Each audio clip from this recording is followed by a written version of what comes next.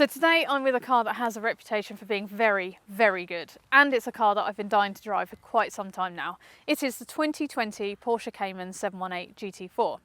We've got 420 horsepower and 420 newton meters of torque. Out of a naturally aspirated straight six engine, you'll get from 0 to 60 in 4.4 seconds and a top speed of 189 miles an hour. Now the 718 got a fixed ride height, front suspension and brakes from the 911 GT3, which if you've watched my previous video, you'll know I absolutely love that car, and 50% more downforce than the previous GT4. Now I personally love the look of these cars, and I think in this crayon colour, it just looks absolutely stunning and really menacing on the road. Boot space, once I can get it open, is absolutely huge. You can fit, large suitcase in that, no drama. Now, of all the Porsches I've driven so far, we've only had a frunk, but this, you get an extra little surprise. Right, I've not got much else to say about this car other than let's take it for a drive and see how it drives, because apparently it's supposed to be incredible. Interior wise, there's not actually a huge amount to talk about. It feels nice in here, it feels quite luxurious and put together well. You know, you've got a lot of kind of leather. I really like the white stitching here, it goes with the outside of the car. And then we've got kind of Alcantara like everywhere, as well as that kind of carbon plastic stuff that you get in a lot of cars these days. It feels quite spacious while you're in it, it just kind of feels like a normal car really. But again, you can tell it's kind of a, it's not a cheap car. It does not feel cheap in this car at all. We've also got these really nice comfy seats. They are actually very, very, very comfortable, and I like the GT4 stitching in the headrest. Storage wise, we've then got, as well as the massive front boot and the reasonably sized rear boot, we've got a bit of storage behind the seat. Obviously we haven't got rear seats, but there is a little bit of storage behind there, so you can put an extra bag in there if you needed to. Wouldn't be able to see out the back, but you know, whatever. Then we've also got little ones in the door card. You can, they're kind of reasonable size, not too small, not too big. There's also a tiny bit in the armrest. I mean, it really is not a lot at all. And then a reasonably sized glove box. So not a huge amount of storage space, but also, not too little, not too much, I guess is probably the right word. And then also you've got the cup holders, standard Porsche cup holders, just above the glove box, which is nice. Such a cool design, that, I think. Why have the wipers just come on? It's not even raining. Anyway. So, buttons wise, controls, we have, so down here, we've got traction control and stability on or off. You've also then got just stability off, but leaves the traction on. And then you've also got the suspension, so you change the suspension between sport and normal, and what that does is basically normal, very compliant, very soft, very nice on the road, not really any drama. And then if you put it into sport, it does give you you can really feel that it's in sport. You can feel a lot more in the road, gives you a little bit more engagement. And then you've got, just above that, you've got the auto blip. So I have not been using this, I've got to be honest. I am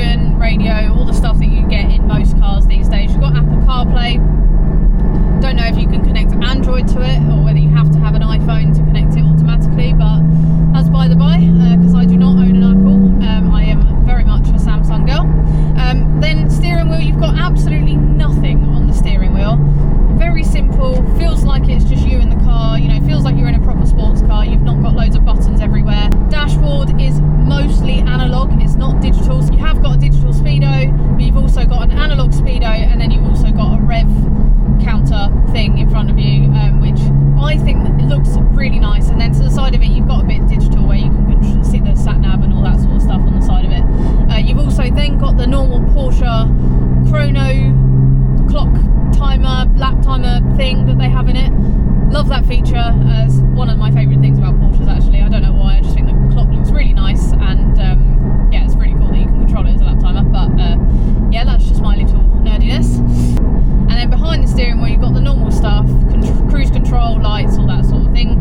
And then on the door card we have got, again, standard mirror controls and window controls. Now, one thing that is quite cool is that rather than a door handle, you have a strap to open the door. A bit like on proper race cars and Ferrari F40s. Everything goes back to a Ferrari F40 for me. But yeah, I guess they're trying to make it feel a bit more like a proper race car. But yeah, it's quite a nice feature, I think. Things I don't like about this car, don't actually think there is anything which is probably a problem that I will explain later in this video. Yeah, there's actually nothing that I don't like about this car, but keep watching to find out why that is a problem for me. Yeah, nothing I don't like. Now, pootling along at 68 mile an hour currently, and I've got to say it's very comfortable. I've got it in normal suspension at the minute, and as I said earlier, it's very compliant, very soft, you know, just feels lovely. Oh, look, Lotus Evora, I think that's a 400 as well. Oh hi, anyway, sorry about that. Oh, what's this too? Old MR2. Got some nice bits on the road today, really nice colour as well. It's like a kind of a baby blue colour, looks lovely. Anyway, so right, so I'm currently in normal suspension, bombing about 60 mile an hour. Feels very compliant, the exhaust feels lovely, sounds lovely. Gearbox is really, really smooth and like basically a pleasure to drive, to be honest. It is the sort of car that you could 100% just bomb about in forever, have no drama in, and be very, very happy. Yeah, it's really lovely to drive. One thing I'd say is that the heel and toe position isn't particularly convenient if you're not doing very harsh braking. It's kind of just a bit in the wrong position. Right, I've found a twisty road. I'm going to chuck it in sport suspension. I'm not going to put the auto blip on because I want to see how it is heel and toe when you're hooning, and the button to turn the valves off and on this car, nothing happens when you actually press it. It's on the key. So valves are open. I have the car in sport suspension. I'm not putting the auto blip on because I want to be able to heel and toe. Let's go.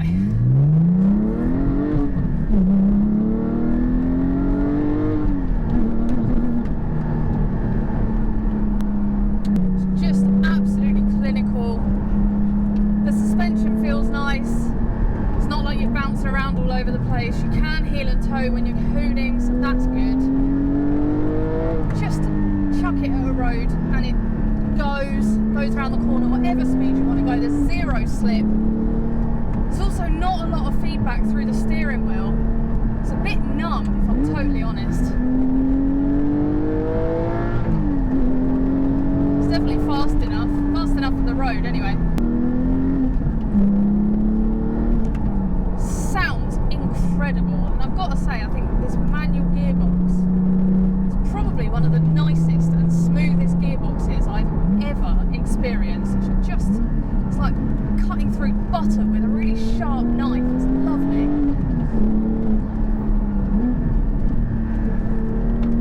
Yeah, the heel and toe position's much better when you're driving fast and you're kind of on the brakes. When you're just pootling along at 40 mile an hour, it's in a really inconvenient position because the brake pedal's a lot higher than the throttle pedal, so you can't quite get the angle. But when you're on the brake, it's a really, really nice angle to just blip that throttle really quickly. But I think we are into the territory that we were in with the non-turbo 996 911, and that was that it was too good. It was too good. And as I said earlier in the video, there's nothing I don't like about this car, and I think that's a problem. Again, I know I'm gonna have people in the comments like, oh, it makes no sense that you're you know, there's nothing you don't like about it, but you're not that excited about it. But it just isn't getting my heart racing. It's one of those cars that you could literally rock up at a racetrack, go really, really, really fast around there, and then drive home again, and I don't even think I'd break a sweat. And that for me is a bit of a problem. So yeah. Oh dear, I really, really, really wanted to like this. Considering this is what the competition was for the Evora when it came out. The Evora is like another step up in driver engagement. It's a Lotus Evora. So the 400, the 410, the 430, particularly the 430, you know, it's just an absolute next level up in driver engagement compared to what this is. This is the car that I'd give to my dad, and I'd feel very happy that he would be safe, and he'd always, you know, he'd be able to go out for a hoon. Whoa, okay, no, that was fun.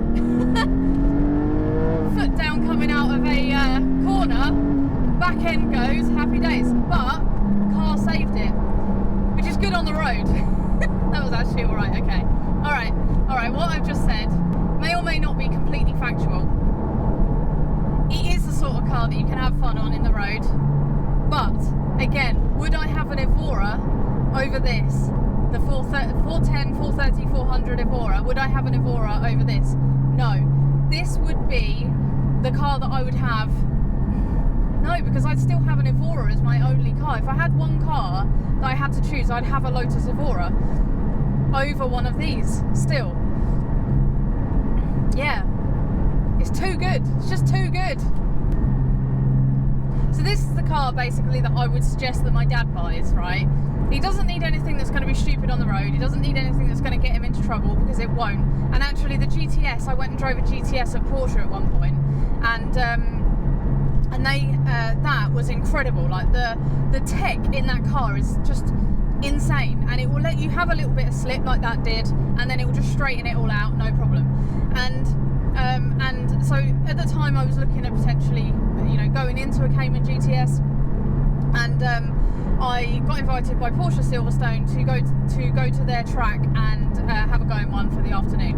And what they did was put me on this plane, and you basically have to go at it. I think it was 60 mile an hour, and it jolts the car. So it almost jolts the road. I don't know what they're called. I'm sure people in the comments will know what they're called.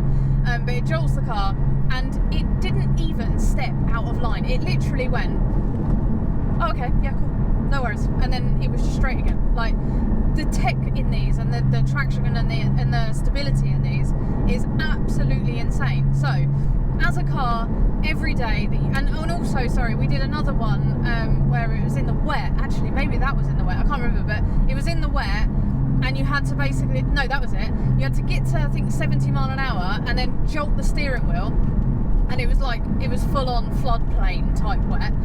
And again, the car just went, yep, okay, no worries. Like, this is not a car that is ever going to get you in trouble. And I'm sure you probably could if you turned everything off, but leave everything on, put it in sport mode, or put the suspension into sport, is not going to get you into trouble, ever.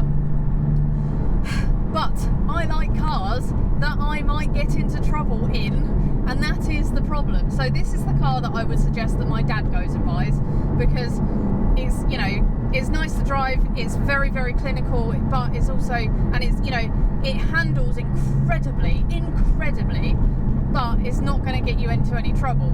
Would I have one over an Evora or a Lotus, or would I have one over a Lotus, full stop? No. If I was going to have it as my only car, you know, would I have it as my only car? Again, no. I'd go and buy a Lotus Evora 410, 430 probably. Would I have it as my fun car? No, I'd have another Lotus. If I had it as my only car, I think I'd still probably go and buy a Seat Leon Cupra over one of these, or as I said, I'd have the Lotus. Would I suggest my dad goes and buys one? Yes, I think he'd absolutely love it. Yeah, I think he'd absolutely love it. And that's I think my issue again with the car is it is so good, it's so clinical, it just does everything for you, but it's just not getting my heart racing. Normally when I drive cars, you get a little twinge in your heart, you get a little bit of excitement. I didn't get that at all going down that road then, and that's unfortunate. I was really hoping that this was gonna give me that, but it just doesn't. And again, it seems to be a thing with certain Porsches, unfortunately. It's just a fact. It is a brilliant car though, gotta say, brilliant car, looks beautiful, sounds incredible with that exhaust. But would I have one? No. The answer would be no, unfortunately. Sorry guys. Bring the hate in the comments. I'm ready for it. I'm ready. Fun factor, I'm going with I'm really sorry, but I'm going to go with like a 7. It's just a lot of the cars I review end up being an 8, and I just don't think it's as fun of those. It's a brilliant car. Put it on track, it will be very comfortable. And actually, I've had a lot, I've watched a couple of reviews that said that people wouldn't want to drive it as their daily. I would absolutely have one of these as a daily. That is exactly what I would suggest you can do if you need like a fun car, or something that will go around a racetrack quite quickly, but you can also drive on a day, take it out on the road, have some fun in it, whatever. But it's just, it doesn't live up to the level of the other cars that I've given an 8, so I'm gonna give it a 7. Sorry. Practicality, again, probably a 7. You could daily it very happily, go on a long weekend on it, have absolutely zero problems. Front boot is ginormous, and then you've also got a bit of space in the back as well, which is kind of unusual from what I've seen from other Porsches. So yeah, absolutely the sort of car that you could buy as your only car and have a lot of fun in. It's just not for me. It's the grown-up, I think it's the grown-up Evora, and I don't want a grown-up Evora. I want something that's leery as hell, and it just isn't. It's not leery as hell. But is it a great car? Yes, and I've actually really enjoyed having it. It is a pleasure to drive, and I'm really not trying to knock this car, because it is a great car. It just doesn't get my heart racing, unfortunately. If you enjoyed this video, don't forget to hit the like button, subscribe, and turn on your notifications. And I will see you next week. I think next week's probably going to be my next time attack video, so make sure you look out for that. Hopefully I will have won some lap records at that point, or another lap record at that point, and I'll still be in first in the championship. So we shall see. Have a great week, and I'll see you then.